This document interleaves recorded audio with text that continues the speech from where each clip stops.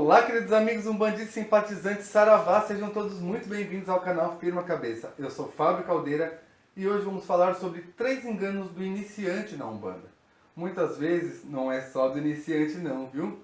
Veja se você comete um desses erros também e se comete, veja como evitar para não sofrer os danos e as consequências desses atos, tá bom? Não sai daí, é 10 segundinhos só de vinheta e a gente já fala sobre isso.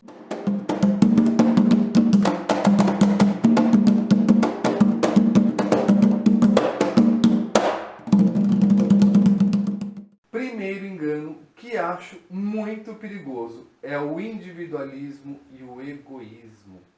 Se engana quem pensa que vai participar de um terreiro de Umbanda como médium e não vai conviver. Não existe maneira de se sustentar dentro de um grupo sem pertencer a ele.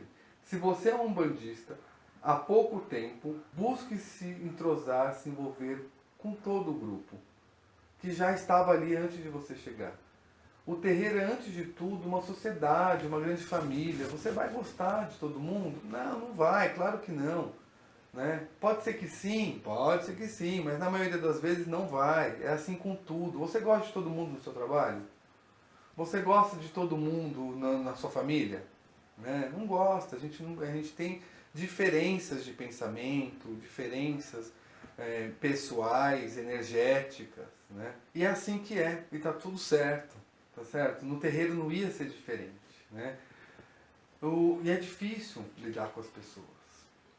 E o terreiro é como toda grande família. Né? Terá problemas, terá desavenças, terá funções, hierarquia a ser respeitada, terá compromissos, cobranças, né? Tem bico torto, olhares estranhos, um mais sentimental que o outro, um mais bravo que o outro, mas também tem muita diversão, muita alegria, muita ajuda, muito companheirismo, muito amor e muita caridade.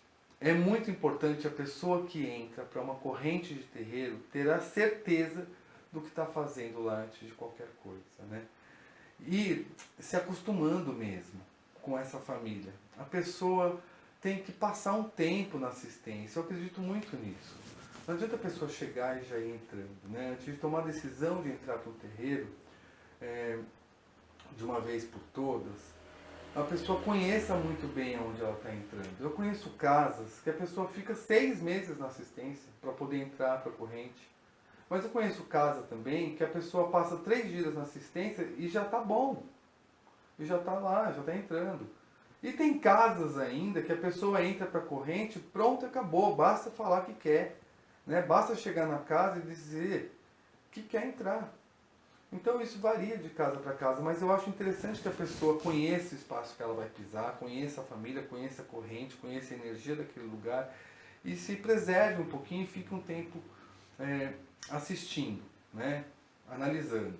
Acho muito importante a pessoa ter esse tempo. Né? Trabalha a ansiedade, pisa devagar, né? Do lado de fora. Com isso a pessoa tem a oportunidade de amadurecer a ideia, de assumir o compromisso e a responsabilidade de ser umbandista, de ir se afinizando, né? Conhecer os hábitos do pai de santo e da mãe, ter a oportunidade de conhecer as histórias, a corrente, a assistência, o funcionamento. É uma delícia ficar na assistência. Óbvio que existem situações que o chamado já está tão latente que a mediunidade já está tão aflorada que a pessoa, mesmo na assistência, já começa a dar incorporação involuntária. Não consegue segurar a pemba, não segura mesmo. Mas para esses casos, que não são raros, acontece muitas vezes, é importante buscar conversar com o zelador ou com a zeladora da casa, explicar o que está sentindo. E através da avaliação dele e da espiritualidade, a pessoa não vai passar desapercebida, né? E nem tanto tempo na assistência. Mas ainda assim, o meu conselho é: busque conhecer bem a religião antes de tomar qualquer decisão. Mas e se a pessoa está com a espiritualidade aflorada, passando mal, com tanta irradiação espiritual, com tanto chamamento latente, à flor da pele, que a pessoa precisa trabalhar urgente, a pessoa não pode sentir um cheiro de charuto, né? Ou o toque de um atabaque que já se treme toda. Bom, não tem muito como fugir, né? Nem tem mais tempo para decidir. Engano. Engano quem pensa assim, porque lembre-se que você sempre terá o direito ao livre-arbítrio. No entanto, entenda também que tudo tem um preço. A espiritualidade está a serviço da evolução. E não vai te prejudicar se você decidir não ser médio de Umbanda. Entenda também que se a espiritualidade está presente e você está sendo chamado ao trabalho espiritual, isso é necessário na sua vida naquele momento. Porque isso vai te facilitar a evolução, porque vai te ajudar, porque você tem uma missão nessa encarnação. E não está seguindo no caminho porque decidiu, simplesmente, né? Ou talvez não esteja no caminho certo, precisa se aprumar, enfim, são N razões. Mas você terá sempre o livre-arbítrio. Sempre. 2. Engano 2. Não vou chamar de erro, mas engano, né? É a sua responsabilidade e não do guia. As pessoas se enganam quando pensam que a Umbanda e os guias de Umbanda vão resolver todos os seus problemas, seja de qual ordem for. Não se engane, criatura, não é assim que funciona. Olha, eu lembro de um senhor que ia ao terreiro e trazia no bolso da camisa, assim, usava um bolso, camisa com bolso, e ele trazia no bolso uma lista de pedidos e dizia que anotava porque não queria esquecer de nada. Já era bem velhinho mesmo, mas a ingenuidade estava em colocar na mão das entidades toda a responsabilidade que era dele. Não de trazer tudo escrito, mas de assim, eu não posso esquecer nada, eu preciso pedir tudo para essa espiritualidade, porque só assim eu vou resolver meus problemas. Ele não dava um passo sem o consentimento do guia. O que o guia falava para ele era lei e acabou. E eram pedidos assim, desde aumento da aposentadoria até a cura da unha encravada do pé do vizinho. Fala sério, não é para isso, não é assim que funciona. Tu te torna eternamente responsável por aquilo que cativas. Já dizia a raposa lá ao Pequeno Príncipe. Mas é tão real isso, você é responsável mesmo por você e por seus problemas. E não adianta pedir aos guias que resolvam para você ou por você o que você tem que resolver. Muitos usam os guias para receber apoio emocional e direcionamento. Por isso que diziam há um tempo atrás, eu acho que alguns dizem ainda, não ouvi mais, que os guias são psicólogos de pobre. Muita gente usa as consultas espirituais para falar dos seus medos e aflições, seus bloqueios, limitações, seu passado, que está refletindo no presente, suas relações familiares, amorosas, né?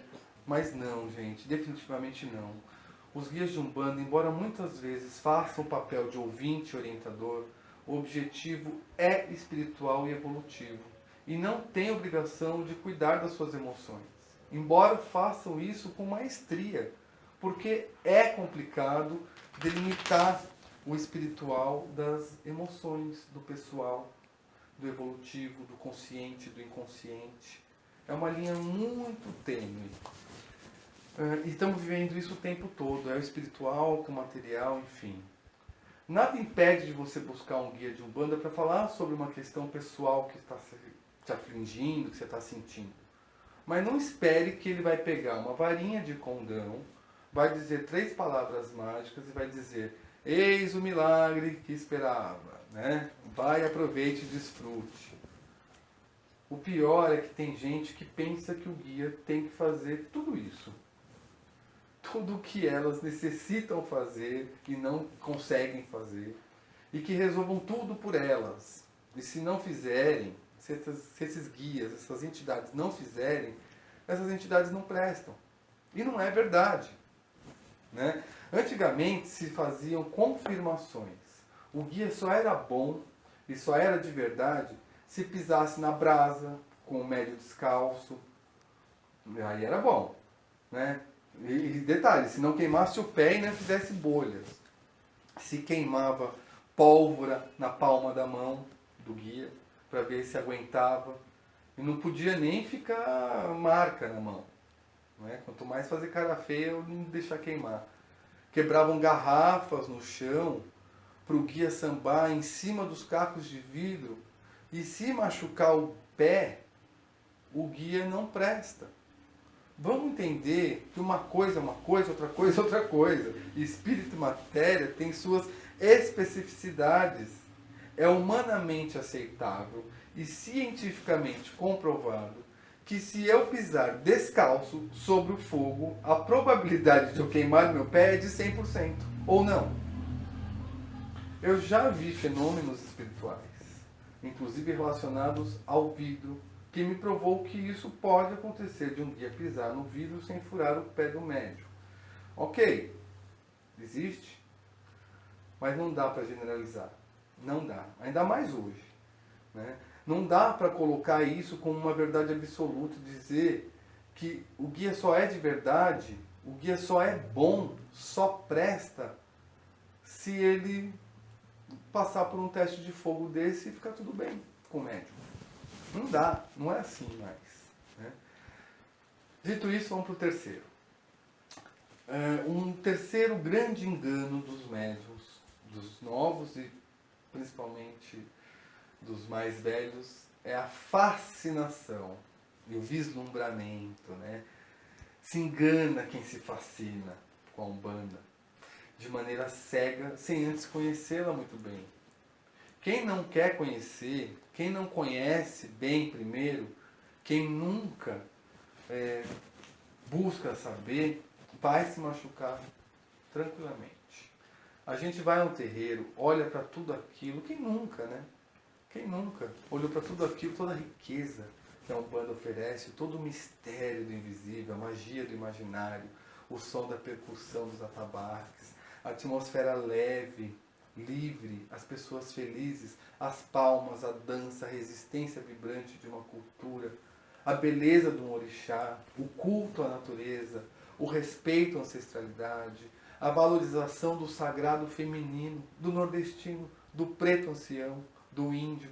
Gente, é mágico. É uma delícia. Né?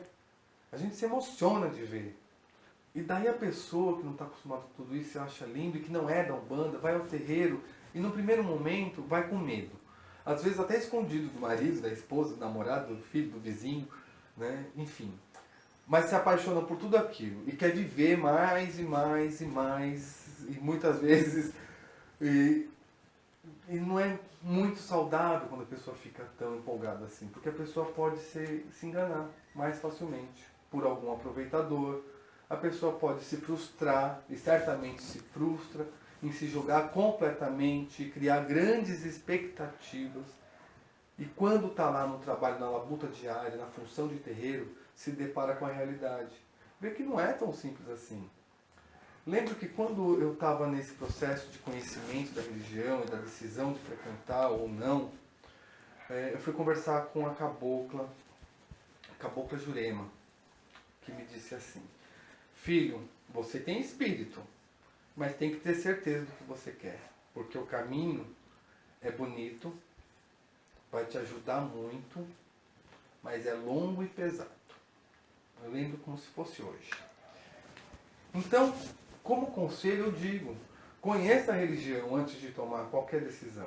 Pesquise, busque saber a história, os dogmas, em quem a Umbanda acredita, em quem, como é a prática, converse com alguém, troque uma ideia despretensiosa com alguém que já faz parte desse universo. E o mais importante, tenha consciência que você será um serviçal, um trabalhador, um instrumento, e não um pote de ouro. Você não é a última Coca-Cola do deserto, né? Ser um bandista não é tarefa fácil, mas é muito bom. Então é isso, gente. Esses foram os 3 enganos que vejo muito acontecer na Umbanda. E se você se identificou, conhece alguém assim, mande esse vídeo para essa pessoa, por favor. dê uma descontraída e pode ajudar a pessoa de maneira descontraída a perceber que está errando. E assim a gente vai ajudando a espiritualidade a nos ajudar, a casa fica mais forte, o médico fica mais firme, todo mundo ganha. Agora, se você não gostou desse vídeo, desse assunto, se você não concorda com nada disso, manda pro seu inimigo, tá bom? Mas ajuda a gente, pelo menos você vai estar me ajudando e vai estar se vingando aí do seu desafeto, tá bom, gente? E dito isso, e por hoje é esse assunto. Eu peço que siga o canal, que eu vou trazer muito mais conteúdo pra gente refletir, trocar ideias.